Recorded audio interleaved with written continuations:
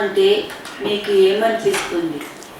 What do you think about God's love? దేవుడి ప్రేమ ప్రతి వ్యక్తి మీద ఉంటుంది. The love of God is upon every person. దేవుడి ప్రేమలో సహనం ఉంటుంది. In God's love, there is patience. దేవుని యొక్క ప్రేమ వెతికే ప్రేమ. That God's love is a love that searches. దేవుని ప్రేమ ఆనందించే ప్రేమ. The love of God has joy in it. కాబట్టి దేవుడు ఏమి కోరుకుంటారో ఆయన హృదయాన్ని ప్రతి వారు ఎరిగి ఉండాలి. So what does God require of? Every person must know this. Matthew 18 verse 11 to 13. మత్తయి సువార్త 18వ అధ్యాయము 11 నుంచి 13 వచనం. Matthew chapter 18 versus 11 to 13. మీకు ఏమి తోచును? ఒక మనుషునికి 100 గొర్రెలుండగా వాటిలో ఒకటి తప్పిపోయిన ఎడల 99 కొండల మీద విడిచి వెళ్ళి తప్పిపోయిన దాన్ని వెతుకుడా? వాడు దాన్ని కనుగొనిన ఎడల 99 గొర్రెల గురించి సంతోషించుట కంటే దానిని గురించి ఎక్కువగా సంతోషించునని మీతో నిశ్చయంగా చెప్పుచున్నాను. అంటే దాని అర్థము ఎవరైతే తప్పిపోతారో ఆ తప్పిపోయిన వ్యక్తి మీద వారి రక్షణ ఆధారపడి ఉంటుంది. So that means if one person who's gone astray, God's focus is upon that person to save them. ఎందుకంటే దేవునికి ప్రతి వారు రక్షింపబడాలని, ప్రతి వారు కాపాడబడాలని ఎంతో ఓర్పుతో, ఓపికతో, సహనంతో ఎదురు చూస్తూ ఉంటారు. It's a love of God that makes every person to come to His fold with His love, patience and endurance. ఈ 3 పాయింట్లోనే మీకు దేవుడి ప్రేమ అంతా మీకు కనిపిస్తూ ఉంటుంది. You can see the love of God in these 3 verses. ఆ సహనం ఉండటం వల్లనే తప్పిపోయిన గొర్రెలను వెతకడానికి వెళ్తూ ఉంటారు. It was purely because of the patience that they go in search of that lost sheep. తప్పిపోయిన గొర్రె అంటే ఏంటి? What is the meaning of the lost sheep? తనంతట తాను తప్పిపోయిన గొర్రె. That is a sheep that has gone astray on its own. It went on its own ways. తనంతట తాను తప్పిపోయి తప్పిదము చేసుకుంది కాబట్టి పారిపోయింది. It made a mistake. It on its own understanding went astray. కానీ కాపరి దాని మీద ఎప్పుడు శ్రద్ధ కలిగి ఉంటాడు. But the good shepherd was focusing upon that sheep which went astray on its own. సహనముతో, ఓర్పుతో దానిని కనుగొనే వరకు వెతుకుతూనే ఉంటారు. He used to find that one sheep that was lost with lot of patience and endurance. అలాగే దేవుడు నశించిన దానిని వెతికి రక్షించడానికి ఆయన ఈ భూమి మీదకి రావడం జరిగింది. For the Son of Man has come to save that which was lost. That is the people who were lost. అందుకే దేవుడు ఎప్పుడూ కూడా నశించిన దానిని, తప్పిపోయిన వ్యక్తిని వెతికి రక్షించుటలో ఎంతో సహనం కలిగి ఉంటారు. That's the reason why God has more effort upon saving a person that has been lost. అలాగే వెతికి రక్షించుకునే దాంట్లో కూడా తప్పుగా అర్థం చేసుకోవచ్చు. But many people can misunderstand even if God pursues to go and save that lost soul.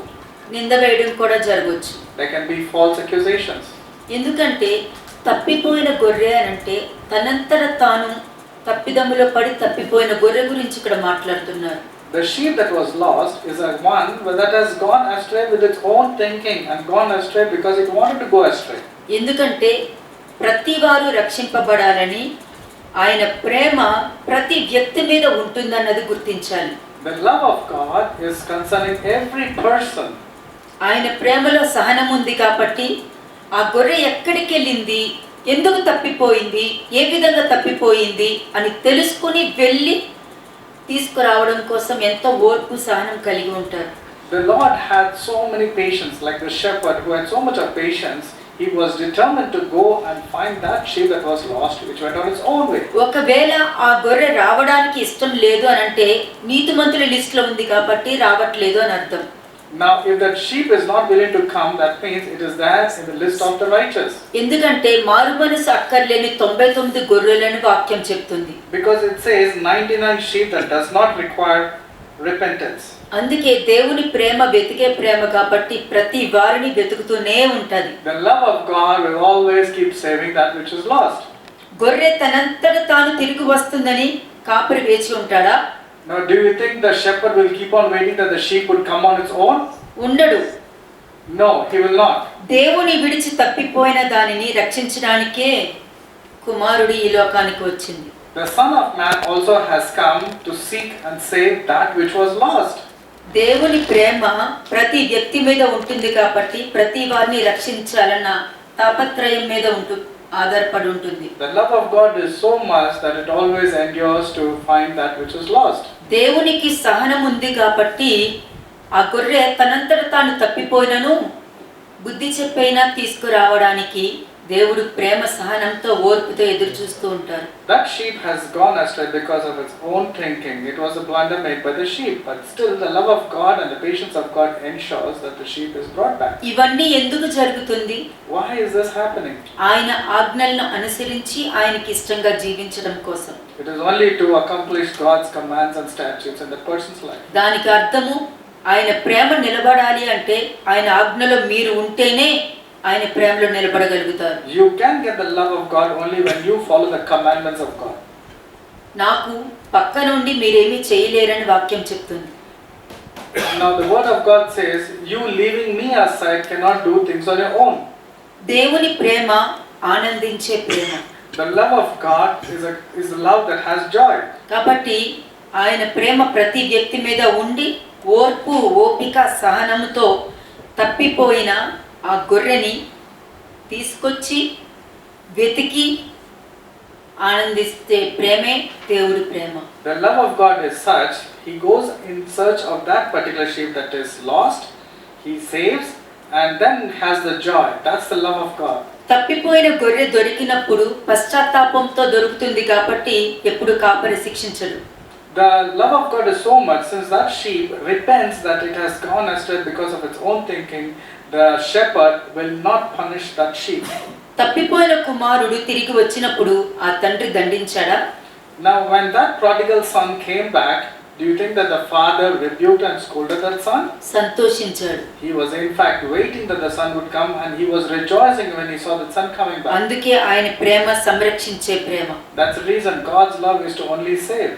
ఇది అర్థం అవ్వడం అన్నది మామూలు విషయం కాదు. To understand this is not an ordinary thing. దేవుని ప్రేమను అర్థం చేసుకుంటే దావీదులాగా తిరిగి వస్తారు. If you understand the love of God, your repentance would be like the repentance of David. కష్టంలో గాని బాధలో గాని దుఃఖంలో గాని ప్రతి విషయంలోనూ నాకు మహిమ తీసుకొచ్చి నా కోసం ఓర్పు ఓపిక సహనం కలిగి ప్రతి నిందను భరించి నా కోసం నిలిచి ఉండటమే నన్ను ప్రేమించడం అని అర్థం. True love is to endure all troubles, all trials, all humiliation, any problem they will bear and then come to the fold of Christ on their own, and they will maintain to be in the fold of Christ. అందుకే ఈ ప్రేమ తప్పిపోయిన దానిని వెతుకుటకు రక్షించుటకు ఉపయోగపడుతుంది. Therefore the love of God is only to seek and save that which is lost. కాబట్టి ఆయన ప్రేమను మరవడం మంచిదా కాదా మీకేం తోస్తుంది? What do you think? Is it good to forget the love of God or to remember and have it? కాబట్టి ఒక్కడైనను నశించుట పరలోకమందున్న మా తండ్రి చిత్తము కాదు. Therefore it is not the will of the Father who is in heaven that one of these little ones should perish. నశించడం ఇష్టం లేదు కాబట్టి ఓర్పుతోనూ ఓపికతోనూ ఆ గొర్రెకి రక్షణనివ్వడానికి, రియలైజేషన్ తీసుకురావడానికి, పశ్చాత్తాపం ఇవ్వడానికి తండ్రి తన ప్రేమను చూపించి మంచి మార్గంలోనికి నడిపిస్తారు. The love of God is so immense that he wants to save that sheep and ensure that the sheep is in the right track. చూడండి లూక్ 9:53-55. లూకా సువార్త 9వ అధ్యాయము 53 నుంచి 55వ వచనం వరకు. Luke chapter 9 versus 53 to 55. Luke chapter 9 verses 53 to 55. ఆయన యెరూషలేమునకు వెళ్ళన విముఖుడైనందున వారు ఆయనను చేర్చుకొనలేదు. శిష్యులైన యాకోబును యోహానును అది చూచి, ప్రభువా, ఆకాశం నుండి అగ్ని దిగి వీరిని నాశనము చేయనట్లు మేము ఆజ్ఞాపించడం నీకు ఇష్టమా అని అడుగగా ఆయన వారి తట్టు తిరిగి వారిని గద్దించెను. దేవుడు ప్రేమ ప్రేమ అని చెప్పుకుంటున్నాను కానీ మీరు ఎలా తప్పిపోయారు, మిమ్మల్ని ఎలా తీసుకొచ్చారు, మిమ్మల్ని ఎలా ఓదార్చారు, మీకు ఏ జీవితాన్ని ఇచ్చారు, ఇది ఎప్పుడు మీరు గుర్తుంచుకోవాలి. We are talking about the love of God that is seeking us lost sheep, But remember the way the Lord has found you initially, brought you to His sheepfold, taken care of you, brought you out of various troubles, and is really blessing you. Have you forgotten that? అందుకే ఆ కాలంలో కుమారుడు యెరూషలేములో ఉన్న సమరయులతో స్నేహం కలిపి వారిని కూడా ప్రేమించి మంచి మార్గంలోనికి తీసుకురావాలనే ఉద్దేశం కలిగి ఉన్నారు. That's the reason Jesus not only was there in Jerusalem, He went to a village in Samaria and sent messengers ahead of them to prepare even the Samaritans for His love. కానీ యూదులకు సమరయులకు ఎప్పుడు శత్రుత్వమే, ఎప్పుడు కలిసి ఉండరు There వారు. is always a fight that was going between the Samaritans and the Jews.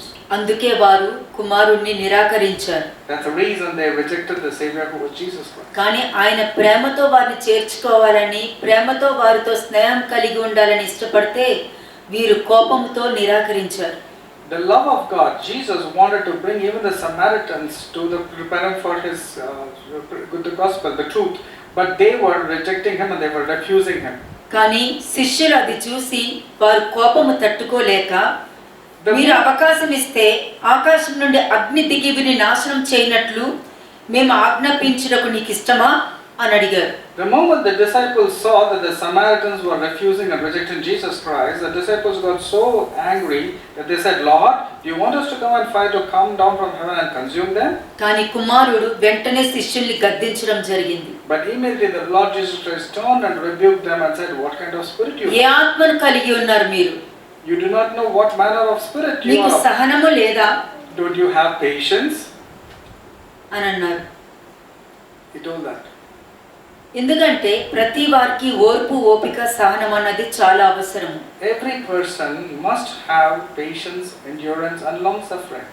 వారు ఆయన ప్రేమలోకి వస్తారని ఎంతో దీర్ఘశాంతంతో ఎదురు చూస్తూనే ఉంటారు. The Lord keeps waiting with His patience that everybody would turn towards Him. ఆయన్ని తృణీకరించి ద్వేషించినా కూడా వారికి ఎప్పుడు కీడు చేయనివ్వలేదు. Even if they rejected Jesus Christ and turned their backs on Him, He did not leave them. చూడండి లూక్ 19:10. Luke 19 verse 10. లూకా సువార్త 19వ అధ్యాయము 10వ వచనము. నశించిన దానిని వెతికి రక్షించుటకు మనుష్య కుమారుడు వచ్చునని అతనితో చెప్పెను. ఎందుకంటే కుమారుడు ఈ భూమి మీదకు వచ్చింది, నశించిన దానిని వెతికి రక్షించుటకు ఈ భూమి మీదకు వచ్చారు. Because the Son of Man has come to only seek and save that which was lost. రెండోసారి ఎందుకు వస్తున్నారు?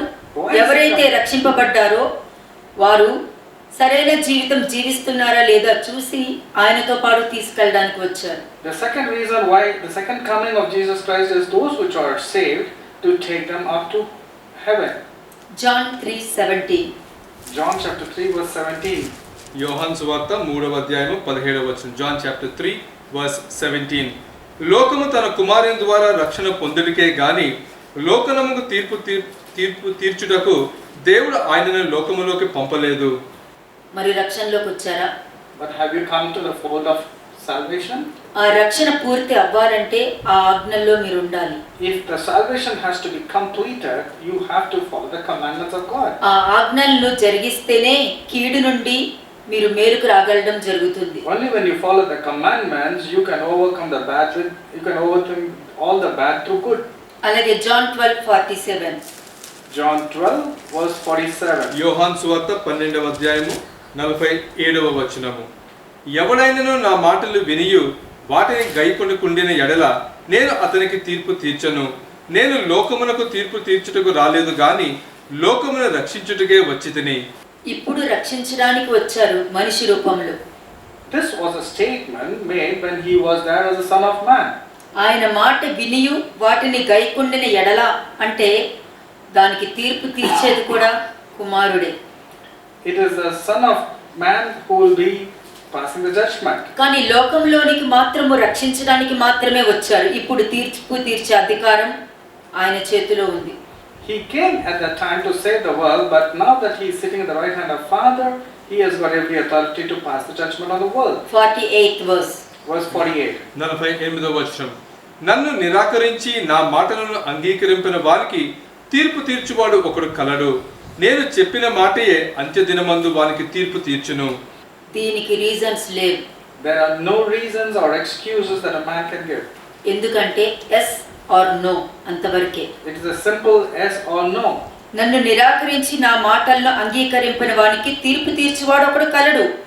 నేను చెప్పిన మాటయే అంత్యదినమందు వానికి తీర్పు తీర్చును. The Lord is still emphasizing that He is not going to pass a judgment or judge the person, but at the word that Jesus spoke, that will speak judging him in the last day. రక్షించడానికి వచ్చారు, రక్షించారు, రక్షణనిచ్చారు.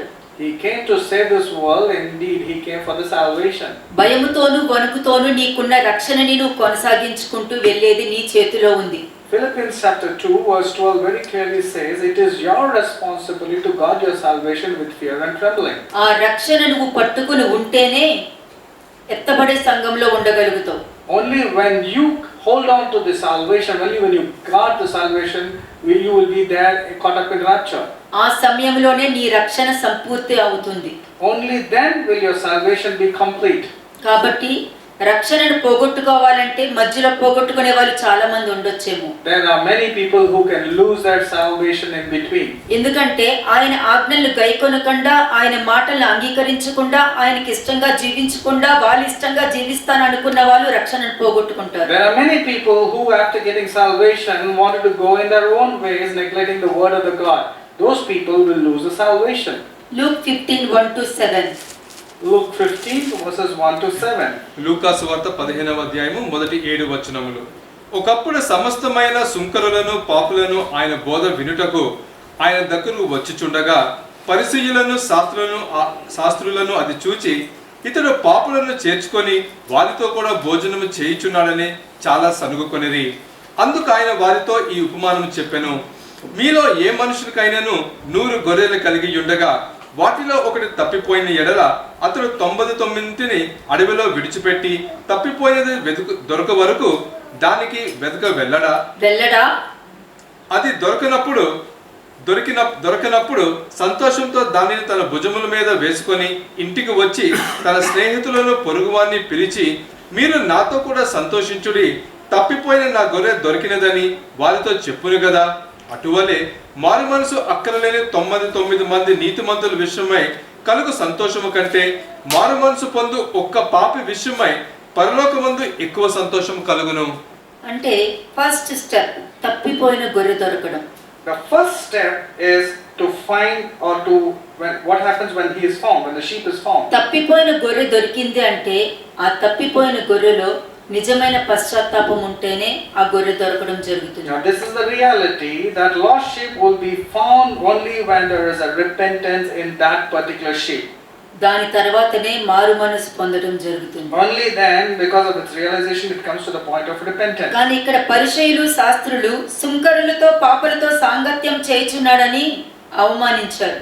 But when Jesus was having a companion with the tax collectors and notorious sinners, the Pharisees and the teachers did not like that. ఎందుకంటే వారికి సుంకరులంటే ఇష్టం ఉండదు. Because the Pharisees and the teachers did not like the tax collectors. ధర్మశాస్త్రంలోని నియమాలను తూచా తప్పకుండా వాళ్ళు పాటిస్తారు, వీరు పాటించరని. Because they were thinking that it is the Pharisees and the teachers of law are practicing the law, while the tax collectors and the notorious sinners were not practicing. అటువంటి వారితో కలిసి యేసు భోజనం చేయడం వారికి నచ్చలేదు. They did not like that Jesus having dinner or food with the tax collectors and notorious sinners. అటువంటి సుంకరితో కుమారుడు భోజనం చేశారని ఆయన్ని పాపిగా పరిగణించడం జరిగింది. Jesus, since he had food with the tax collector, it upset the Pharisees and the teachers, and they accounted even Jesus to be a sinner. మన ప్రవర్తన వలన కుమారుణ్ణి పాపిగా చూపించకూడదు. Now, because of our sins, we should not show Jesus Christ also as a sinner. ఆయన ఎంతో ప్రేమతో మీ మీద ప్రేమతో మిమ్మల్ని రక్షించారు. He loved you and he saved you because of his love. రక్షించిన వారు ఆయన్ని తండ్రిలా చూడాలి గాని పాపిలా చూడకూడదు. Now the people who have been saved should see Jesus as the Father, not as a sinner.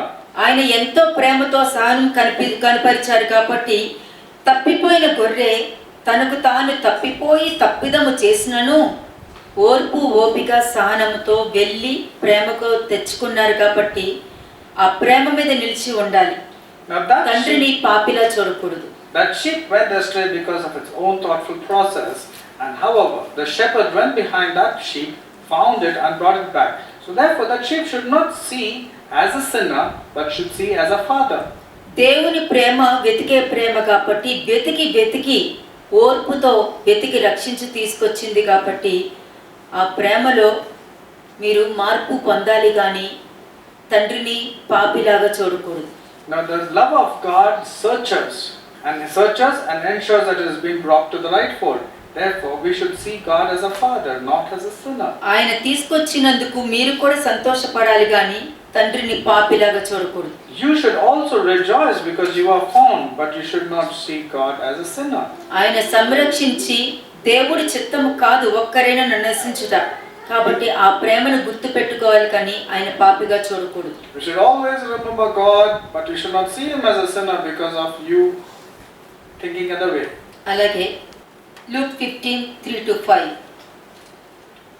లూకా సువార్త 15వ అధ్యాయం 3 నుంచి 5 వచనములు. అందుకు ఆయన వారితో ఈ ఉపమానము చెప్పెను. మీలో ఏ మనుషునికైనా 100 గొర్రెలు కలిగి ఉండగా వాటిలో ఒకటి తప్పిపోయిన ఎడల అతడు 99 అడవిలో విడిచిపెట్టి తప్పిపోయినది దొరకు వరకు దానిని వెతికి వెళ్ళడా? అది దొరికినప్పుడు సంతోషంతో దానిని తన భుజముల మీద వేసుకొని ఇంటికి వచ్చి తన స్నేహితులతో పొరుగువారిని పిలిచి, ఇక్కడ సుంకరులతో భోజనం చేస్తున్నారు అంటే ఆ సుంకరుల్ని వెతికి తీసుకొచ్చి మారు మనసు పొందించి రక్షణలోకి తీసుకొచ్చి వారితో సహవాసం చేసి ఉండటము పరిసయ్యులకు నచ్చలేదు. The tax collectors and the sinners were like the lost sheep. Jesus came to save those sinners also, but the Pharisees and the scribes did not like that attitude of Jesus. అలాగే మారు మనసు అక్కరలేని 99 గొర్రెల కంటే మారు మనసు పొంది ఒక్క పాపి విషయమే పరలోకంలో ఎక్కువ సంతోషం ఉంటుంది. Verse 7, in the same way there is more joy in heaven over one lost sinner who repents and returns to God than over 19 others who are righteous and haven't strayed away. 1 Peter 2:10 మొదటి పేతురు 2వ అధ్యాయము 10వ వచనం. 1 Peter chapter 2:10 ఒకప్పుడు ప్రజగా ఉండగా ఇప్పుడు దేవుని ప్రజ అయితిరి, ఒకప్పుడు కనికరింపబడక ఇప్పుడు కనికరింపబడి వారైతిరి. 25 Verse 25. 25వ వచనం.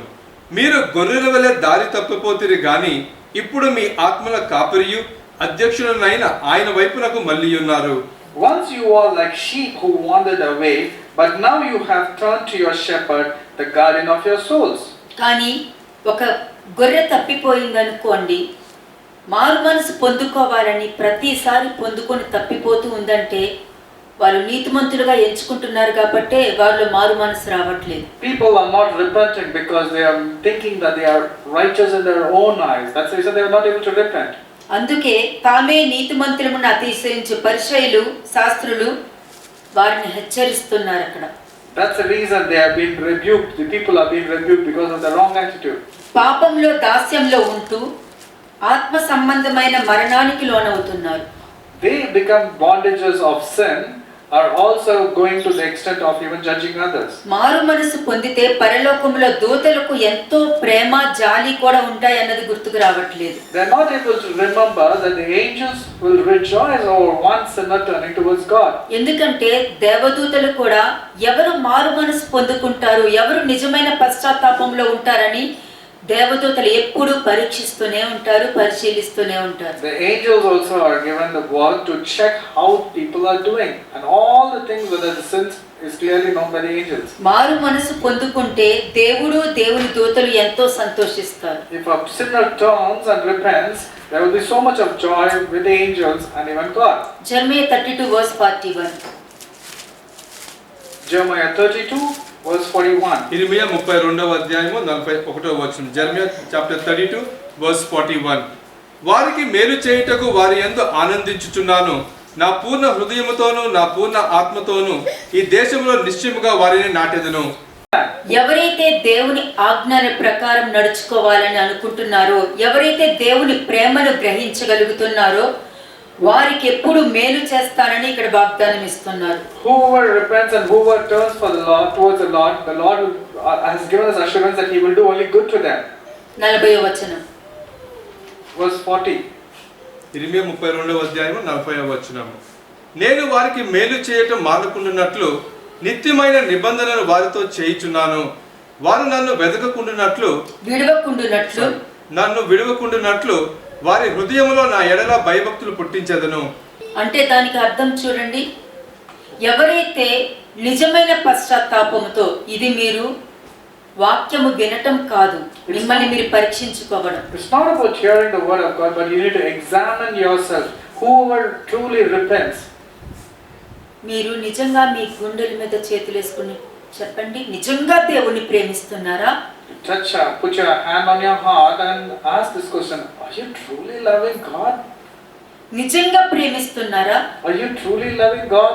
మీరు నిజంగా ప్రేమిస్తున్నారు అని అంటే ఆయనకి ఇష్టంగా జీవించడానికి మాత్రమే నీ హృదయాన్ని సమ్మతిపరుచుకుంటావు. If you truly love God, you will lead a life which is according to the will of God. ఇక్కడ మీకు ఆయన ప్రేమ కనబడుతుంది. Here you are able to see the love of God. ఆయన ప్రేమలో వెతికి రక్షించుకోవడం కనబడుతుంది. You are able to see the love of God is seeking and searching for you. వెతికి రక్షించడమే కాదు, వారిని కాపాడడం కూడా కనబడుతుంది. Just not seeking and searching, but also saving them. వారి ఆలోచనలతో తప్పిపోయినా కూడా వారిని తిరిగి తీసుకొచ్చి కాపాడాలన్న సహనము, ఓర్పు, ఓపిక ఆ ప్రేమలో కనబడుతుంది. There's so much of patience, endurance and long suffering to search that particular sheep. It's only because of love. నిజంగా పశ్చాత్తాపం పొందుకొని ఆయన తట్టు తిరిగినప్పుడు ఆయన ఎలాగ ఆశీర్వదిస్తున్నారో ఒక్కసారి చూడండి. ఇది ఎవరికి పోతుంది? మీకే దక్కుతుంది. Consider the way there is so much of blessings when a person truly is repenting after he is brought back. 39 Verse 39. 39వ వచనం. మరియు వారికిని వారి కుమారులకును మేలు కలుగుటకై వారు నిత్యము నాకు భయపడినట్లు నేను వారికి ఏక హృదయమును ఏక మార్గమును దయచేయుదును. ఎవరైతే నిజమైన పశ్చాత్తాపంతో ఆయనకి ఇష్టంగా జీవించాలని ఉద్దేశించి ఉంటారో వారికి, వారి పిల్లలకి ఎప్పుడు మేలు కలుగుతుంది. Whoever repents and decides firmly to live according to God's will, not only that person will be blessed, even that family or the children would be blessed. మీ దగ్గర దేవుని యొక్క ఆజ్ఞలు మీ కుటుంబంలో ఉంది అని అంటే మీ పిల్లలకి ఎప్పుడు మేలు కలుగుతుంది. If the commandments of God are being followed by you as a family, then your children will always have divine protection. మీకు మేలు కలుగటమే కాదు, నిత్యము దేవునికి భయపడేటట్లు మీ జీవితాలు ఉంటాయి. Not only good things will happen in your life, but you will be in such a way that you will also worship Him and you'll be living a life according to His will. ప్రతి వారికి ఏక హృదయము, అది తండ్రి యొక్క హృదయము, కుమారుని యొక్క హృదయము, పరిశుద్ధాత్మ హృదయము ఆ కుటుంబంలో పరిపాలన జరుగుతుంది. The heart of the Father, Son and the Holy Spirit will always be associated with you and there will be unity of heart. ఏక మార్గము, నేనే మార్గము, నేనే సత్యము, నేనే జీవము, ఆ మార్గము నీ కుటుంబంలో ఉంటుంది, నీ పిల్లల జీవితంలో జరుగుతుంది. There is only one way, truth and life, and your family will experience that. ఎప్పుడు మారు మనస్సు అన్నది ఉన్నప్పుడు, Only when there is true repentance. అప్పుడు మీకు మేలు చేయడానికి ఆనందంతో మీకు మేలు చేయాలి గాని దుఃఖంతో మీకు శిక్ష ఇవ్వకూడదు. There should be so much of joy when God is blessing you. God should have the joy to bless you. He should not feel grieved because He is punishing you. అప్పుడు ఆయన పూర్ణ హృదయముతోను పూర్ణ ఆత్మతో దేవుని రాజ్యంలో నిశ్చయంగా జీవించేటట్టు మీకు అవకాశం ఇస్తారు. Then with all His wholeheartedly, God will bless you in such a way that you will be dwelling in the land. That is Ezekiel 18 verse 23 to 32. Ezekiel 18వ అధ్యాయము 23 నుంచి 32 వచనములు. Ezekiel chapter 18 versus 23 to 32.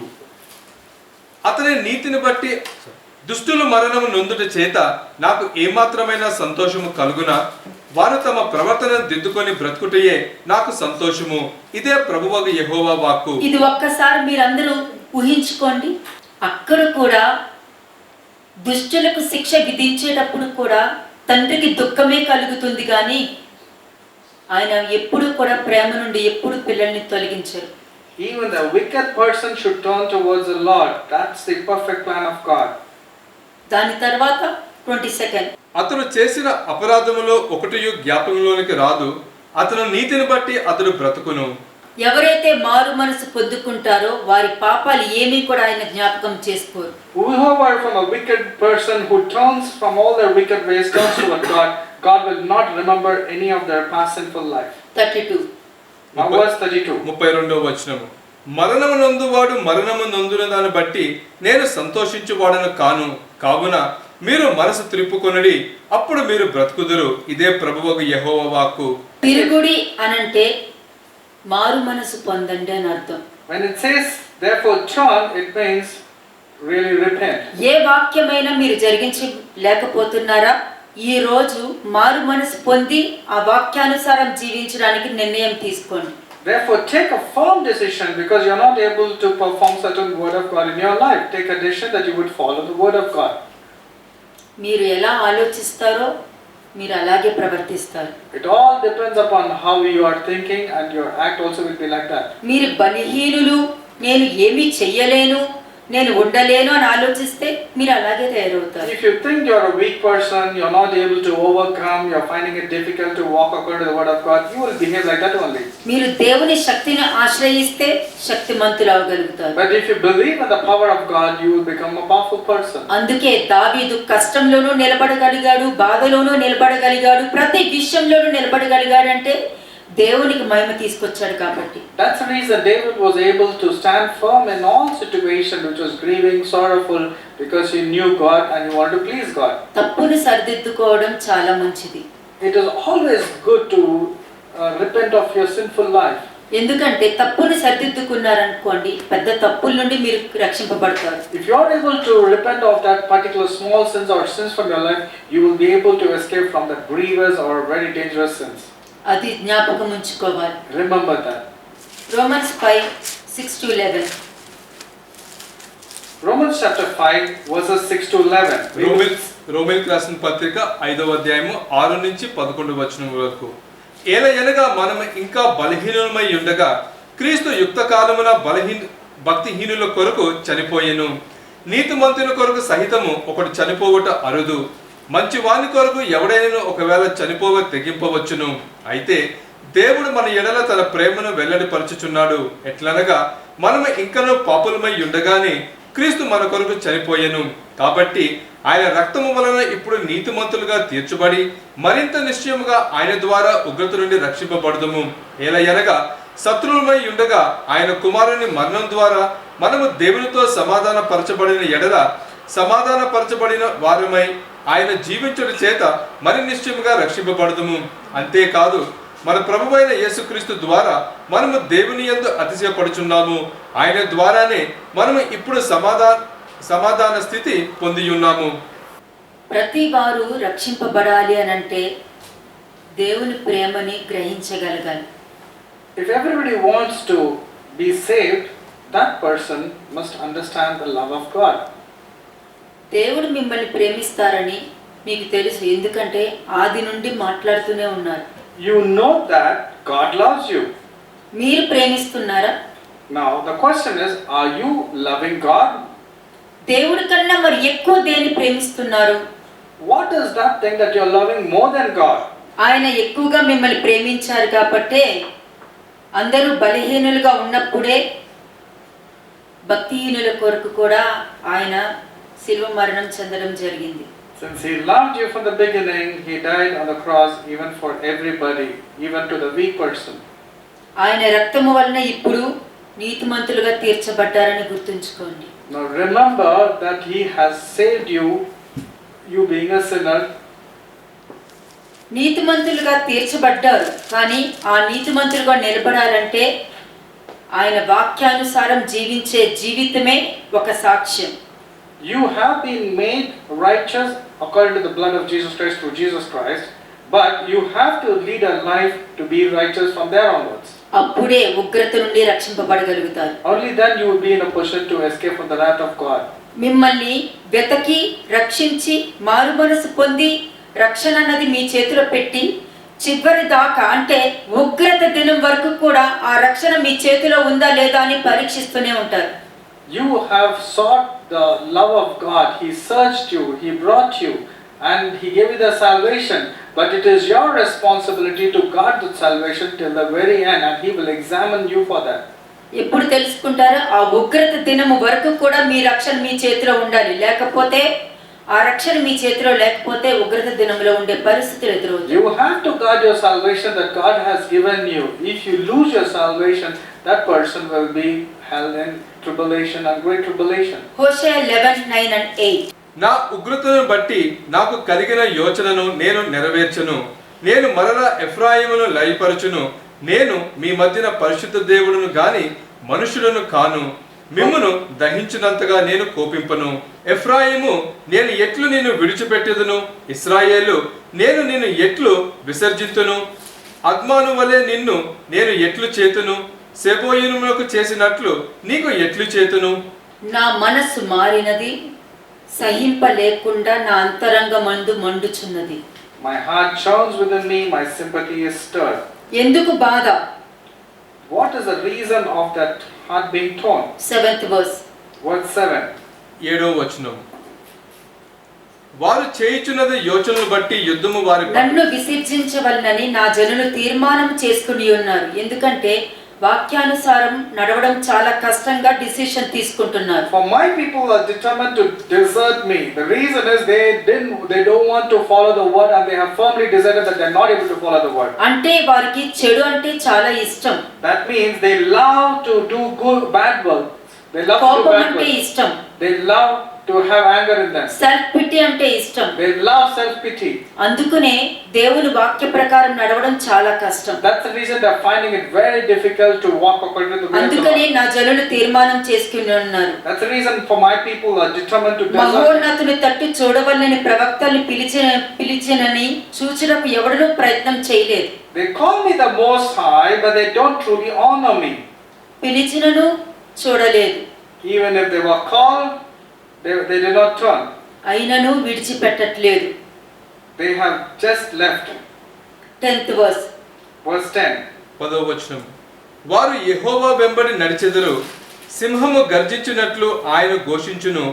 ఆయన ఘోషింపగా పశ్చిమ దిక్కున నున్న జనులు వణకుచు వత్తురు. ప్రతి వారు వణకవలసిందే. Every ఎందుకంటే person has to tremble.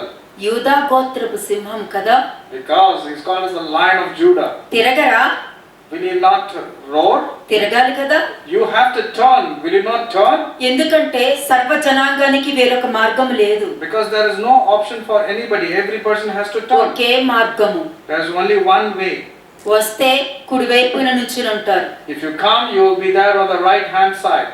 అప్పుడు మారు మనసు పొందుకొని రక్షణ పొందుకొని దేవుని తట్టు తిరిగి దేవునికి ఇష్టంగా జీవించాలని నిశ్చయించుకున్న వారు తండ్రి చేత ఆశీర్వదింపబడతారు. To those people who repent and mend their ways from the wicked ways and turn towards the living God and take a firm decision to walk according to the way of the Lord, they will be blessed by my Father in heaven, because they will be on the right hand side. 2 Peter 3:9.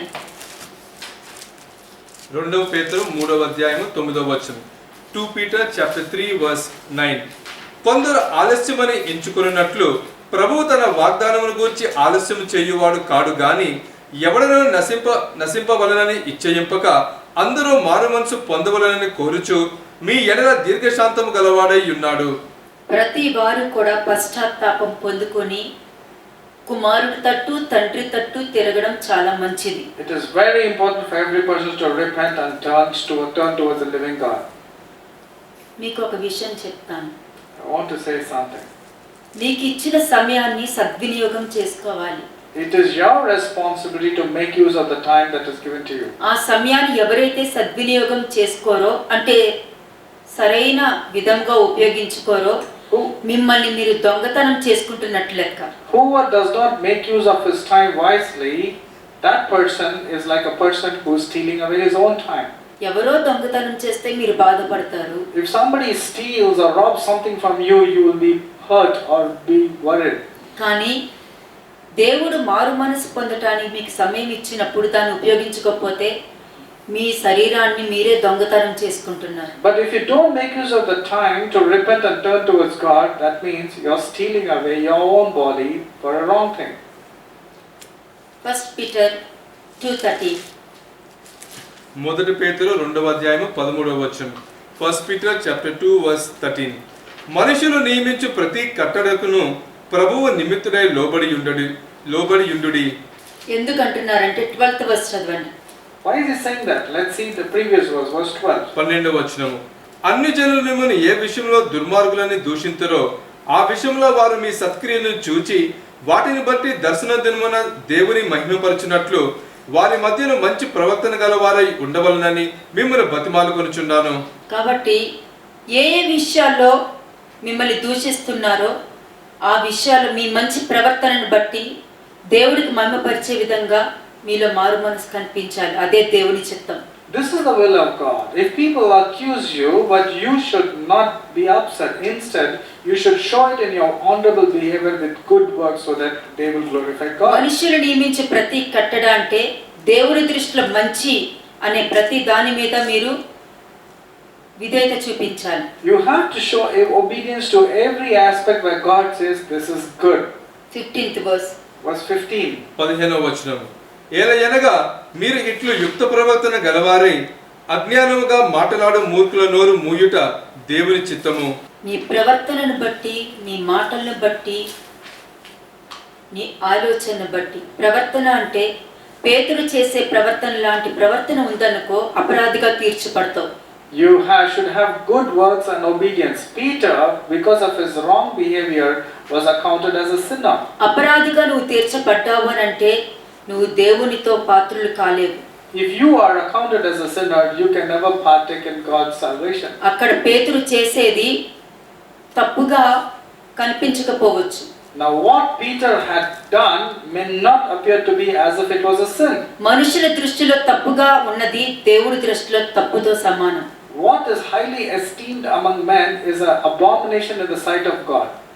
మనుషుల దృష్టిలో నీతిమంతులుగా అనుకున్నది దేవుడి దృష్టిలో అనీతిమంతులతో సమానం. If a man thinks it's a righteous thing, but in God's sight it is an unrighteous thing. 1 Peter 3:13. 1 Peter 3:13. 1 పేతురు 3వ అధ్యాయము 18వ వచనము. మీరు మంచి విషయంలో ఆసక్తి గలవారైతే మీకు హాని చేయవాడు ఎవడు?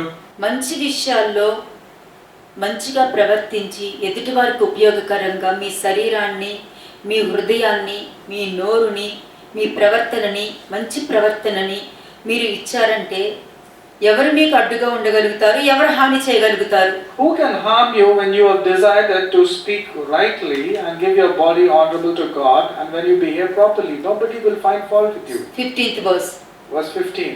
15వ వచనము. నిర్మలమైన మనస్సాక్షి కలవారై మీలోనున్న నిరీక్షణ గురించి మిమ్మును హేతువు అడుగు ప్రతివానికి సాత్వికముతోను భయముతోను సమాధానము చెప్పుటకు ఎల్లప్పుడూ సిద్ధముగా ఉండి. సాత్వికముతోను భయముతోను. Instead, you must worship Christ as the Lord of your life. If someone asks about your Christian hope, always be ready to explain it. But do this in a gentle and respectful way. What do you mean by gentle and respectful way? నువ్వు దేవుణ్ణి ప్రేమిస్తే, దేవుని యందు భయభక్తులు కలిగి ఉంటే దేవుని నామానికి దూషణ తెచ్చే విధంగా నీ ప్రవర్తన ఉండదు. If you are really concentrating in pleasing God, you will not do anything that displeases God or bring bad name to Him. ఎట్టి పరిస్థితుల్లోనూ దేవుడి నామానికి దూషణ తీసుకురాకూడదన్న భయముతో వణుకుతో జీవిస్తావు. You will always be very cautious that you will not be defaming God with your behavior. అలాగా నీ భర్త ముందు, నీ పిల్లల ముందు, నీ భార్య ముందు దేవుని నామానికి దూషణ తేయకూడదని నీ ఆఫీసులో కానీ, బిజినెస్లో కానీ ఎక్కడికి వెళ్ళినను దేవుని యందు భయభక్తులు కలిగి దేవుని నామానికి దూషణ తేయకూడదన్న భయముతోనూ వణుకుతోనూ నువ్వు జీవిస్తావు. అది దేవుడికి కావాల్సింది. You will always live with meekness and fear. When it be a relation between a husband and wife, they should be very careful. They should not get a bad name between each other. Even in your workplace or wherever you go in a group of people, you should always ensure that you don't get a bad name. మీరు అలా ఉన్నారంటే మీ హృదయములలో కుమారుణ్ణి ప్రభువుగా ప్రతిష్ఠించుకుంటున్నారని అర్థం. If you are very consciously doing it with meekness and fear not to get a bad name, that means you are having the son me of man. హృదయంలో విగ్రహం ఉంటుందా, కుమారులు ఉంటున్నారా? Now in your heart, who is there? Is the Son of God there, who Jesus Christ, or the idols that you are worshipping like anger and other things? విగ్రహం ఉంటే ప్రతి దానికి కూడా నిన్న చెప్పిన పాయింట్స్ మీరు చూసారు కదా. సొంత ఆలోచన, స్వశక్తితో ఉండటం, తనకి మంచి పేరు తీసుకురావాలని చూడటం, తన ఆలోచన ప్రకారం వెళ్ళడం, అది దేవుని ఆజ్ఞను జరిగించినట్టుగా అనుకోవడం, ఇటువంటి దుస్థితికి వెళ్ళి పడే అవకాశాలు ఉంటాయి. Idols are nothing but your own thoughts, your own selfish desires, giving importance to yourself. That is your I attitude, thinking about yourself, covering up, not behaving properly, lies, etc. దేవుడికి సమస్తము తెలుసు. Remember, God knows everything. Miriam, అహరోను వీరు మాట్లాడే మాటలు యెహోవా చెవికి వినిపించిందని లేఖనం ఉంది. It is clearly written in the book of Numbers that whatever Miriam and Aaron were speaking in the tents, God clearly heard them. చూడండి 16th verse. 1 Peter 3rd chapter verse 16. 16వ వచనము. అప్పుడు మీరు దేని విషయమై దుర్మార్గులని దూషింపబడదరో దాని విషయమై క్రీస్తునందున్న మీ సత్ప్రవర్తన మీద అపనింద వేయవారు సిగ్గుపడదురు. నువ్వు మాట్లాడేటప్పుడు కుమారుడికి మహిమ తీసుకురావాలి. When you speak, you should bring glory to Jesus Christ. నువ్వు ప్రవర్తించేటప్పుడు దేవునికి మహిమ తీసుకురావాలి. And in your conduct, you should bring good name to God the Father. నువ్వు మాట్లాడేటప్పుడు దేవుని యొక్క జ్ఞానం కనిపించాలి. And when you are speaking, the wisdom of God must prevail and this must be clearly shown. 17th verse. Verse 17. 17వ వచనం. దేవుని చిత్తం అలాగున్న ఎడల కీడు చేసి శ్రమపడుట కంటే మేలు చేసి శ్రమపడుటే బహుమంచిది. ఏలయనగా మనలను దేవుని యొద్దకు తెచ్చుటకు అనీతిమంతుల కొరకు నీతిమంతుడైన క్రీస్తు శరీర విషయంలో చంపబడియు ఆత్మ విషయంలో బ్రతికింపబడి పాపముల విషయంలో ఒక్కసారి శ్రమపడెను. ఇవన్నీ ఎందుకు చెప్తున్నారు? Why all these things have been spoken? దేవుని దగ్గరకు మిమ్మల్ని నీతిమంతులుగా తీసుకురావడానికి శరీరం చంపబడిందని గుర్తుంచుకోండి. To bring you closer to God, Christ was crucified and put to death. Remember this always. మిమ్మల్ని తీసుకురావడానికి సాధనంగా వాడబడిన ఆ శరీరాన్ని మరలా సిలువ వేయకూడదు. Do not crucify Jesus Christ again and again, because the body of Jesus Christ was crucified primarily to bring you close to God. ఎందుకంటే రక్తము ఇంకా జీవం ఉంది. Remember, the blood of Jesus Christ is still having life. ఆ రక్తానికి చెవులు ఉంది. The blood of Jesus Christ has ears. ఆ రక్తానికి నోరు ఉంది.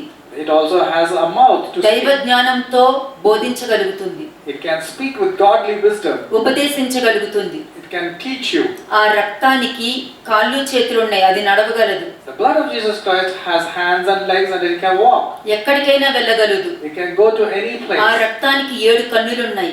The blood of Jesus Christ has 7 eyes. అది లోకమంతటా సంచారం It చేస్తుంది. travels around the earth to and fro. ప్రతి వారిని పరిశీలిస్తుంది. And it examines every person and యథార్థత their కలిగి thoughts. దేవుని వెతుకువాడు కలరేమోనని పరీక్షిస్తూనే ఉంటుంది. It keeps on examining if there is anybody who is searching to ఎంతమంది seek God. లేఖనము వింటున్నారో, ఎంతమంది ఉపదేశం చూస్తున్నారో, ప్రతి వారి ఇంట్లోనూ ఆ కన్ను ఒక కన్ను వేసే ఉంచింది. There is an eye of God upon you, whether you are sincerely listening to the sermon or casually neglecting it. ఎందుకంటే సమస్తము తేటగా కనబడుతుంది కాబట్టి. The Lord can see every minute details very Luke clearly. 5:31-32. లూకా సువార్త 5వ అధ్యాయము 31-32 వచనములు. అందుకు యేసు, రోగులకే గాని ఆరోగ్యము గల వారికి వైద్యులు అక్కరలేదు, మారు మనసు పొందుటకై నేను పాపులను పిలువవచ్చితిని గాని నీతిమంతులను పిలువ రాలేదని వారితో చెప్పెను. ఎవరితో చెప్తున్నారు తెలుసండి? You know to whom the Lord is speaking? ఎవరైతే నాకు అన్నీ తెలుసు, నాకెవరు చెప్పనవసరం లేదు, నేను ఏదైనా చేయగలుగుతాను, నేను కూడా బోధించగలుగుతాను అని అంటారు చూసారా, వారితో మాట్లాడుతున్నారు. To those people who says, "Oh, I don't require anyone to teach me. I know everything. Even I know the word of God. Even I can preach." To those people the Lord is speaking. మీకోసం రాలేదు. ఎవరైతే తగ్గించుకుంటారో, ఎవరైతే మార్చుకొని ఇంకా నేర్చుకొని నాకు ఇష్టమైన జీవితం జీవించాలని ఇష్టపడుతున్నారో వారి గురించి మాట్లాడుతున్నారు. వారి కోసమే వచ్చారు. The Lord has come only to the sick people, not to the righteous person who thinks he is righteous and says he knows everything. Not to those people. దేవుడు మతంలో లేరు. The Lord God is not there in religion. బైబిల్లో లేరు. He is not there in the Bible. ఉన్న వాక్యాన్ని దాని ప్రకారము జీవించే నీ జీవితంలో దేవుడు ఉన్నారు. But the Lord dwells in a person who is living according to the word of God. నీ ప్రవర్తనలో దేవుడు ఉన్నారు. According to the behavior of yours, the Lord God నీ is there. ఆలోచనలో దేవుడు ఉన్నారు. The Lord God is there in your thoughts. దేవుడు ఎక్కడ ఉన్నారు? Where do you think the Lord is? నీలో ఉన్నారు. He is there inside you. ప్రతి మనిషి నిన్ను చూడట్లేదు, దేవుని నీలో ఉన్న దేవుణ్ణి చూడాలి. The Lord God, the people surrounding you should see your behavior. That is Lord God. నీలో ఉన్న దేవుణ్ణి చూడగలిగే మనిషి దెయ్యాన్ని కూడా చూడగలరు అన్నది గుర్తుంచుకోండి. Remember, people can also see the evil things in you when they can able to see godly things in you. అందుకే మాథ్యూ 13:24-25 ఒకసారి చూడండి. మత్తయి సువార్త 13వ అధ్యాయము 24-25 వచనం. ఆయన మరి యొక్క ఉపమానం వారితో చెప్పెను, ఏమనగా పరలోక రాజ్యము తన పొలములో మంచి విత్తనము విత్తిన ఒక మనుషుని పోలియున్నది. మనుషులు నిద్రించుచుండగా అతని శత్రువు వచ్చి గోధుమల మధ్యను గురుగులు విత్తిపోయెను. మంచి విత్తనము అన్నది రాజ్య సంబంధులు. The good seed, which is the wheat, is like the people who are the kingdom of heaven. గురుగులు అన్నది దుష్టుని సంబంధులు. The tares are related to the wicked one. లోకము అన్నది పొలము. And the world is nothing but the field. మనుష్య కుమారుడు లోకము నుండి ఏర్పరిచిన వారిలో విత్తనాన్ని విత్తి ఎల్లుతూ ఉన్నాడు. The Son of God will separate those people from the world and start sowing the wheat in them. అలాగే విత్తే ముందు ప్రతి వారిలోనూ విత్తారు. Not only in the few people, but he has sown that good seed in all the people. కానీ అందరిలో విత్తుకుంటూ వెళ్ళారు, మంచి వాక్యాన్ని విత్తుకుంటూ వెళ్ళారు. The Lord God has been sowing the good seed in all the people. Simultaneous గా పక్క పక్కనే సాతాను కూడా విత్తుకుంటూ వెళ్ళాడు. అది విత్తినట్టు ఎవరికీ తెలియదు. But simultaneously, the enemy, which is the devil, also was sowing tares in every person where the good seed also was sown. ఆ కాలంలో గొర్రెల కాపర్లు ఎంత అర్థమవుతుందో ఆ కాలంలో గోధుమల్ని ఎక్కువ పండించేవారు. Now, how the parable about the sheep and the shepherd is very popular among the Israelites in the Palestines. So about the sowing and reaping, they were well aware about the. ఆ గోధుమలు అమ్మేవారు, అందులో గురుగులు కూడా కలిపి అమ్మేసేవారు. ఎందుకంటే చూడటానికి అవి కూడా గోధుమలాగే ఉంటాయి. There were many people who are mixing the wheat and the tares and selling it across, because the tares also were looking like wheat. అందుకనే అవి గుర్తించలేక రెండు కలిపి విత్తుకుంటూ వెళ్ళిపోయారు. So that's the reason they were not able to identify. They were just sowing it in the fields, thinking that it was wheat. వారికి తెలుసు, Even they know. అవి ఎదిగిన తర్వాతనే అవి గుర్తుపట్టగలుగుతాయి. Even they know, because it looks so identical. But when they grow, then they're able to identify clearly. ఆ రాజ్య సంబంధులు దేవుని వాక్యము ఉన్నప్పుడు ఆ గోధుమల వలె మంచిగా ఎదుగుతూ ఉంటారు, కానీ వాళ్ళ హృదయాల్లో గురుగులు రాలేదు. Therefore, the people who are walking according to the godly principles will not allow the tares to affect them, because they are focusing only upon the wheat. అదే లోకంలో రాజ్య సంబంధులు ఉన్నారు, దుష్టుల సంబంధులు కూడా ఉన్నారు. In the same kingdom, both you find both the wheat, and the tares, both are present. లోకంలో శత్రువు వ్యతిరేక శక్తులు ఎప్పుడు పనిచేస్తూనే ఉంటాయి. The enemy has always active to keep on putting these people away from the Lord. అది కుమారుడికి కూడా తెలుసు. And the Son of Man, who is Jesus Christ, also knows about the activities. మంచి విత్తనాన్ని పాడు చేయడమే దుష్టుని పని. ఎప్పుడు కనిపెట్టుకుంటూ ఉంటాడు. The enemy's role is only one thing: to destroy the good seed that is sown. He wants to sow the tares and ensure the tares are growing more. దేవుని వాక్యము ఉపదేశించి అనేక మంది జీవితాల్లో మారు మనసు రక్షణను తీసుకొచ్చేటట్టు ఉపయోగపడుతుంది. Now the word of God, while it's preached, will always be a blessing and ensure it is being going the right way. తప్పుడు బోధలు పట్టుకుంటూ వెళ్ళారంటే ఆ గురుగులు బాగా పనిచేస్తున్నాయి అని అర్థం. But if people are holding on to the wrong preaching and wrong doctrines, that means they are catching all of the tares more than the wheat. ఆ కంఫర్ట్ వాక్యాన్నే కృప అంటారు. Now whoever wants the comfort related work, they say it is grace. దేవుని రాజ్య సంబంధులు ఎవరు, కాని వారు ఎవరు అన్నది గుర్తుపట్టగలుగుతారు. But God knows who are the godly people and the wicked people. కానీ బయట వారు గుర్తుపట్టలేరు. But outside people cannot identify. దేవుని సంబంధులు మాత్రమే గుర్తుపట్టగలుగుతారు. Only godly children who are walking in the spirit can be able to identify the difference. ఎందుకంటే ఈ లోకంలో ఉన్నవారు పైకి భక్తి గలవారుగా కనబడతారు, కానీ అంతరంగంలో క్రూరులుగా ఉంటారు. Because the worldly people appear to be as if they are holy externally, but internally they are not right people. పైకి మంచివారుగా కనబడతారు, కానీ క్రియల్లో దుష్టత్వం కనబరుస్తారు. They appear to be very good externally, like holy people, but internally they are very bad people and have wicked thoughts. అలాగే ఈ గోధుమలు గురుగులు రెండూ కలిపి పెరిగినప్పుడు ఈ గోధుమలు ఎంతో అందంగా పెరుగుతుంది, ఈ గురుగులు అడ్డదిడ్డంగా పెరుగుతాయి. There is a lot of difference. The wheat will grow beautifully, whereas the tares grow crookedly. చూడండి Matthew 13 verse 26 to 29. Now let us continue reading Matthew chapter 13, but this time from 26 to 29.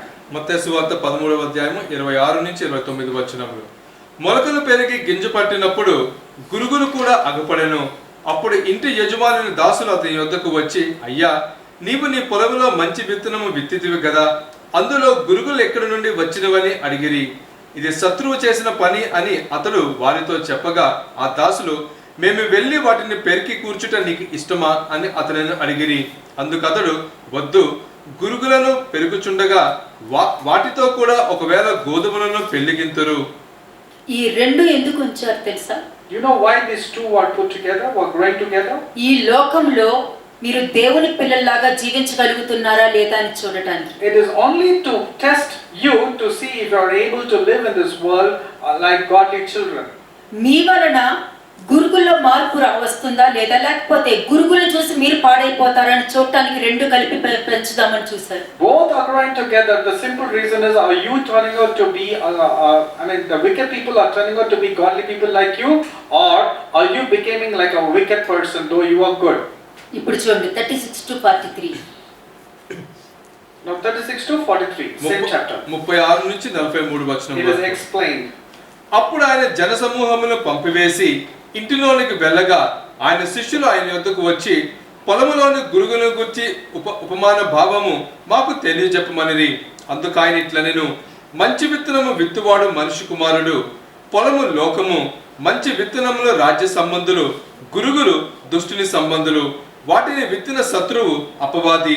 కోత యుగ సమాప్తి. కోత కోయువారు దేవదూతలు. గురుగులు ఏలాగు కూర్చబడి అగ్నిలో కాల్చివేయబడునో అలాగే యుగ సమాప్తి యందు జరుగును. మనిషి కుమారుడు తన దూతలను పంపును. వారు ఆయన రాజ్యములో నుండి ఆటంకములకు సకలమైన వాటిని దుర్నీతి పరులను సమకూర్చి అగ్నిగుండములో పడివేయుదురు. అక్కడ ఏర్పును పండ్లు కొరుకుటయు ఉండును. అప్పుడు నీతిమంతులు తమ తండ్రి రాజ్యంలో సూర్యుని వలె తేజరిల్లుదురు. చెవుగలవాడు వినుగాక. ఇది యుగ సమాప్తిలో జరుగుతుంది. This happens at the end of the age. అందుకనే ఇన్ని రోజులు ఇన్ని సంవత్సరాలు మీకు బోధించే ప్రతి బోధలో గోధుమ గురుగు రెండు కలిపి బోధించుకుంటూనే వస్తున్నాను.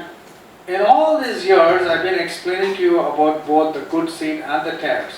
మంచిగా జీవిస్తే గోధుమల వలె ఉంటూ సంతోషంగా రాజ్యంలోనికి enter అవ్వగలుగుతారు. If you are leading a life holy and acceptable according to the will of God, you will be like the wheat and you will be blessed. గురుగుల వలె ఉన్నారంటే ఇదిగో ఇప్పుడు విన్నారు కదా, అటువంటి పరిస్థితి ఎదురవుతుంది. But if you refuse to change your ways, therefore you will be like tares. కానీ కొంతమందికి గురుగుల వలె జీవించాలి, కానీ గురుగుల వాక్యం చెప్పకూడదు. Now some people want to live like tares, but we should not talk bad about tares. కానీ మీకు మంచి చెడుకి తేడా తెలియాలి కదండి. But you should know the difference between good and bad. గురుగులకి గోధుమలకి తేడా తెలియాలి కదా. You must know the difference between the good దావీదు and ఎలా bad. ప్రవర్తించాడో, సౌలు ఎలా ప్రవర్తించాడో మీకు తెలియాలి కదా. You should know how David has behaved and how దావీదు Saul has దేవుని behaved. ఆజ్ఞను విధేయతతో పాటించాడు, సౌలు దేవుని ఆజ్ఞని అతిక్రమించి జీవించాడు. Saul was leading a life in a lawlessness, while David was willing to walk according to the law of the Lord.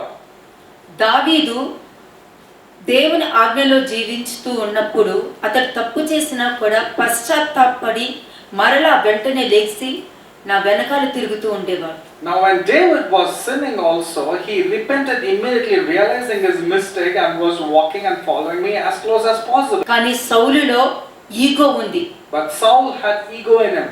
మనుషుల మీద ఆధారపడతాడు. The king Saul was depending on man. అతని తప్పుని మనుషుల మీద తోస్తాడు. And whatever mistakes he did, he was blaming on somebody else. ప్రవక్తని కూడా ఎగతాళి చేసి మాట్లాడతాడు. He was also mocking and making fun of the prophet. అతని పరువు గురించి ఆలోచిస్తాడు. He was focusing about his pride and status. ఎప్పుడు అతని గురించి ఆలోచించాడు కానీ దేవుని ఆజ్ఞను అతిక్రమించాననే బాధ ఏ కొసాన తనలో లేదు. He was only focusing on his selfish thoughts and desires, but he was not bothered about fulfilling the law. గోధుమ ఉండటం వల్ల దావీదు ఎలా ఎదిగాడు, గురుగులు ఉండటం వల్ల సౌలు ఎలా ఎదిగాడు అన్నది మీరు చూడగలిగారు. You know, when David followed the word of God, he grew like a beautiful wheat, and Saul on the other hand did not walk rightly, he grew like a tare. Matthew 28 verse 19. Matthew 28 verse 19. మత్తయి సువార్త 28వ అధ్యాయము 19వ వచనము.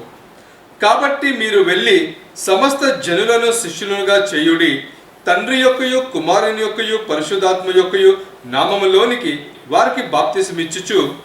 కాబట్టి మీరు వెళ్ళి అంటే దానికి అర్థం వెళ్ళి అంటే నడుచుకుంటూ వెళ్ళిపోమని కాదు. Go therefore means it doesn't mean you have to walk and go. మీ హృదయాన్ని ప్రిపేర్ చేసుకోండి అని అర్థం. Go therefore means prepare your heart. ప్రతి మనిషిని ముందు శిష్యులుగా చేయాలి కానీ మతంలోకి మార్చకూడదు. You should be a disciple and then therefore make another person as a disciple but not give only baptisms. అదే దేవుని ఆజ్ఞ. This is the commandment of God. Acts 13 verse 10. Acts 13 verse 10. అపోస్తల కార్యము 13వ అధ్యాయము 10వ వచనం. Acts 13 verse 10. అతను తేరి చూచి సమస్త కపటముతోనూ సమస్త దుర్మార్గముతోనూ నిండినవాడా, అపవాది కుమారుడా, సమస్త నీతికి విరోధి, నీవు ప్రభువు యొక్క తిన్నన మార్గమును చెడగొట్టడం మానవా. గురుగులతో మాట్లాడుతున్నారు.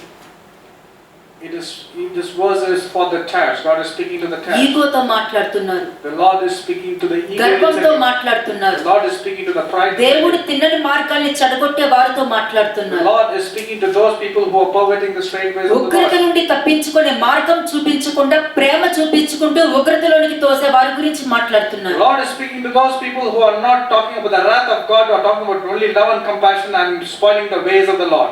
దేవుడు కిందకు వచ్చింది ఉగ్రత దినం నుండి కాపాడటానికి వచ్చారు కానీ ఉగ్రత దినంలోనికి తోయడానికి రాలేదు. The Lord has come to prepare so that people will not enter to the wrath of God, not to push them to the wrath of God. కానీ అబద్ధ ప్రవక్తలు వచ్చి నువ్వు ఇన్ని పాపాలైనా చేయి నీకేమీ అవ్వదు దేవుడు నిన్ను కాపాడుతూ ఉంటారని బొంకుతూ ఉంటారు. But the false prophets and apostles will come and says, you keep on sinning, do not worry, God is always forgiven your sins and your children's sins forever.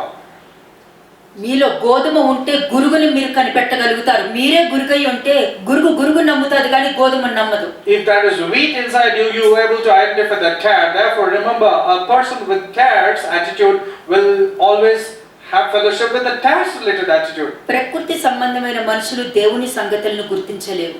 The worldly people who are walking according to the flesh cannot identify the people who are led by the Spirit. దేవుని సంబంధించిన మనుషులు దేవుని సమస్త కార్యాలను గ్రహించగలుగుతారు. వారు పశ్చాత్తాపానికి క్షమాపణ గుణం పొందడానికి శరీరాన్ని ఇచ్చుకుంటారే కానీ సంజాషులు చెప్పుకోవడానికి ఇచ్చుకోరు. But the godly people who are led by the Spirit will always come into repentance again and again, but they will not cover up or not justify their sins and their actions.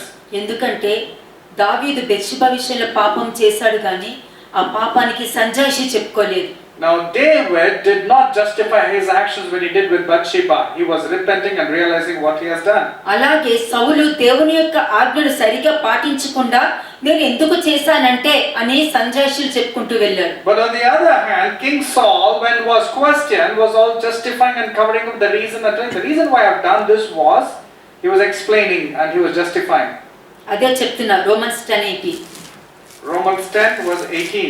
రోమిలకు రాసిన పత్రిక 10వ అధ్యాయము 18వ వచనము. అయినను నేను చెప్పుదని ఏమనగా వారు వినలేదా, విన్నారు కదా, వారి స్వరము భూలోకమంద అంతటికిని వారి మాటలు భూ దిగంతముల వరకును బయలు వెళ్ళెను. అందరూ విన్నారు, అందరికీ సత్యం తెలుసు, కానీ వారికి కంఫర్ట్ గా ఉన్న వాళ్ళని మాత్రమే ప్రేమిస్తారు. They have heard, all have heard the word, but there are some people who will love only those people who love them. కొలస్సీ 1:6. Colossians chapter 1 verse 6. కొలసీలకు రాసిన పత్రిక 1వ అధ్యాయము 6వ వచనము. ఈ సువార్త సర్వలోకములో ఫలించుచు వ్యాపించుచున్నట్టుగా మీరు దేవుని కృపను గురించి విని సత్యముగా గ్రహించిన వాటి నుండి మీలో సైతము ఫలించుచు వ్యాపించుచున్నది. కృప మీ జీవితంలో ఎప్పుడు ఎంటర్ అవుతుంది? When do you think grace will enter your life? నిజమైన పశ్చాత్తాపము, నిజమైన మారు మనస్సు పొంది దేవుని ఆజ్ఞలను ఇష్టపూర్వకంగా జరిగించడానికి మీరు మనసును అప్పగించుకుంటారు చూసారా, అప్పుడు ఆ కృప ఎంటర్ అయ్యి ఆ కృప మీకు సహాయం చేస్తుంది. When do you think grace will enter into your life? When you truly repent and walk according to the way of the Lord, then the grace will enter your life and help you. అంతేగాని నువ్వు పాపం చేసిన కృప ఉంటుంది అన్నది ఎక్కడ వాక్యం లేదు. There is nowhere in the scripture which says that you keep on sinning and grace will abound. In fact, it says when you keep on sinning, grace will not abound. 1 John 3:8-10. మొదటి యోహాను 3వ అధ్యాయము 8 నుంచి 10 వచనములు. 1 John chapter 3 verses 8-10. అపవాది మొదటి నుండి పాపము చేయుచున్నాడు గనుక పాపము చేయువాడు అపవాది సంబంధి. అపవాది యొక్క క్రియలను లయపరచుటకే దేవుని కుమారుడు ప్రత్యక్షమాయెను. దేవుని మూలముగా పుట్టిన ప్రతి వానిలో ఆయన బీజము నిలుచును గనుక వాడు పాపము చేయడు. వాడు దేవుని మూలముగా పుట్టినవాడు గనుక పాపము చేయజాలడు. దీనిని బట్టి దేవుని పిల్లలెవరో అపవాద పిల్లలెవరో తేటపడను. నీతిని జరిగించిన ప్రతి వాడును తన సహోదరుని ప్రేమింపని ప్రతి వాడును దేవుని సంబంధులు కారు. ఇవి దేవదూతలకి బాగా తెలుసు. ఎందుకంటే యుగ సమాప్తి వరకు పరలోకం నుండి వారు ప్రతి మనిషి యొక్క లెక్క కూడా చూస్తూనే ఉంటారు. The angels know this very clearly. Right from the beginning till the end of the age, the angels keep a watch over you. They know everything that you do. ఎందుకంటే వారు దేవుని యొక్క జ్ఞానము చూడాలని వారు పరలోకం నుండి తొంగి చూస్తూ ఉంటారు. They want to see the wisdom of God. So from heaven they peep and see how people are walking. అందుకే కోతకాలము వరకు వేచి ఉంచుతున్నారు. Therefore they are waiting till the end times. అంటే దానికి అర్థము దేవుడిచ్చే సమయం వరకు వేచి ఉండాలని అర్థం. That means we have to wait till God's time. అందుకే దుష్టుడు తనకి ఏమీ అవ్వదు అని దేవుడు ఉన్నారని పాపాలు చేసుకుంటూ వెళ్ళిపోతాడు. Therefore people who are belonging to the devil, they will keep on thinking nothing will happen to us. It's okay to lead a life according to what. So they'll keep on sinning again and again. Matthew 13:30. మత్తయి సువార్త 13వ అధ్యాయము 30వ వచనం. Matthew chapter 13 verse 30. కోతకాలము వరకు రెండింటిని కలిసి ఎదగనీయుడి. కోతకాలమందు గురుగులను ముందుగా కూర్చి వాటిని కాల్చివేయుటకు కట్టెలు కట్టి గోధుమలను నా కొట్టెలో చేర్చి పెట్టుడని కోతగాండుతో చెప్పుదునెను. మొట్టమొదట గురుగుల్ని సెపరేట్ చేస్తారు. The first thing is the weeds will be separated. గోధుమలని మధ్యాకాశానికి తీసుకెళ్లి వదులుతారు. And the wheat will be taken into heaven. మీరందరూ ఇందులో ఉండాలని నేను చెప్తున్నా. And it is my desire that you should not be like a tare, but be like a wheat and caught up in heaven. గురుగుల గోధుమల. You want to be like a tare or like wheat? గోధుమలకి దేవుని స్వరం తెలుసు. The wheat related people can hear God's voice. గోధుమలు సమస్తాన్ని గ్రహించగలుగుతుంది. The wheat related people can understand all things. గోధుమలు ఓర్పు ఓపిక సహనం కలిగి ఉంటుంది. The wheat related people will always have patience, endurance and long suffering. Matthew 3:12. Matthew 3 verse 12. మత్తయి సువార్త 3వ అధ్యాయము 12వ వచనము. ఆయన చేట ఆయన చేతిలోనున్నది.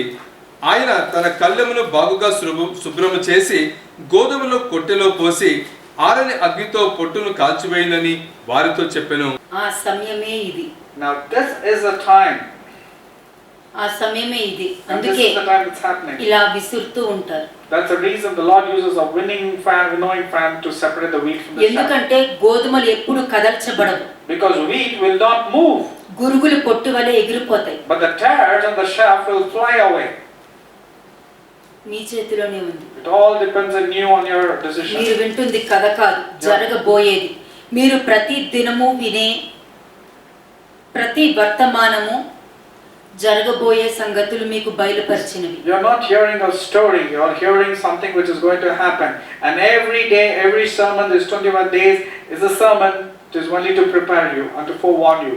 అంటే దానికి అర్థము మిమ్మల్ని మీరు జాగ్రత్త పెట్టుకునే సమయము అని అర్థం. That means this is a time for you to take heed and be careful.